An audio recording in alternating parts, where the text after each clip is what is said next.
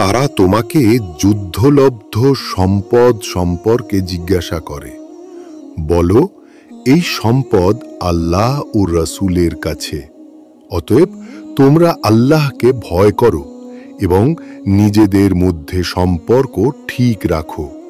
যদি তোমরা ঈমানদার হও তাহলে আল্লাহ ও তার রাসূলের আনুগত্য করো, কারণ মুমিন তো তারাই যখন আল্লাহর নাম উচ্চারণ করা হয় তখন তাদের অন্তর কেঁপে ওঠে, এবং যখন তারা তার আয়াতসমূহ পাঠ করা শুনতে পায় তখন তাদের ঈমান দৃঢ় হয় এবং তারা তাদের পালনকর্তার উপর সম্পূর্ণ ভরসা করে। যারা নামায় কায়েম করে এবং আমি তাদেরকে যে রিক দিয়েছি তা থেকে মুক্তভাবে ব্যয় করে, প্রকৃত মুমিনরা তো এরূপই। তাদের জন্য তাদের পালনকর্তার কাছে রয়েছে মর্যাদা, ক্ষমা এবং সম্মানজনক রিক। যেমন তোমার পালনকর্তা তোমাকে তোমার ঘর থেকে সত্যের সাথে বের করে দিয়েছিলেন, যদিও মুমিনদের একদল তা অপছন্দ করেছিল। তারা তোমার সাথে সত্য প্রকাশ পাওয়ার পর তা নিয়ে বিতর্ক করছিল, যেন তারা মৃত্যুর দিকে তাড়িত হচ্ছিল, এবং তারা প্রকৃতপক্ষে তা দেখতে পাচ্ছিল। দেখো, আল্লাহ তোমাদেরকে দুই শত্রু দলের মধ্যে একটির প্রতিশ্রুতি দিয়েছিলেন যে তা তোমাদের হবে।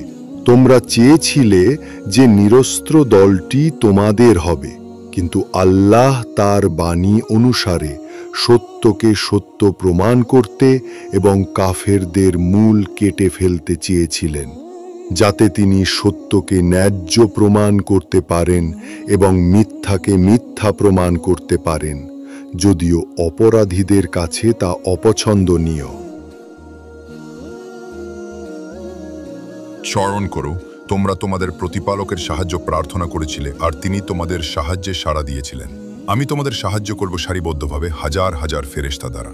আল্লাহ এটাকে কেবল আশার বার্তা এবং তোমাদের হৃদয়ের জন্য আশ্বাস হিসেবে করেছেন। যাই হোক, আল্লাহর পক্ষ থেকে ছাড়া কোন সাহায্য নেই, আর আল্লাহ পরাক্রমশালী, প্রজ্ঞাময়।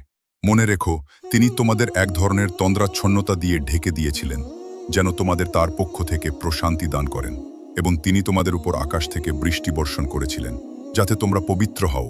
তোমাদের থেকে শয়তানের কলঙ্ক দূর হও। তোমাদের হৃদয়কে শক্তিশালী করো এবং তোমাদের পা দৃঢ় করো। স্মরণ করো, তোমার প্রতিপালক ফেরেশতাদের প্রতি ওহী প্রেরণ করেছিলেন এই বার্তা দিয়ে যে আমি তোমাদের সাথে আছি, তোমরা মুমিনদের দৃঢ়তা প্রদান করো। আমি কাফেরদের অন্তরে ভীতি সঞ্চার করব।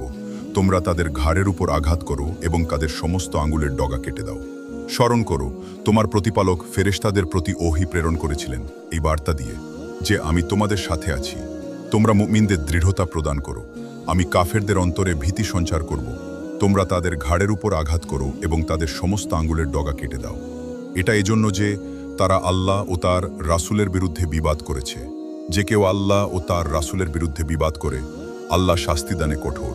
এভাবে বলা হবে, তাহলে শাস্তির স্বাদ গ্রহণ করো। যারা আল্লাহর বিরুদ্ধাচরণ করে তাদের জন্য রয়েছে আগুনের শাস্তি।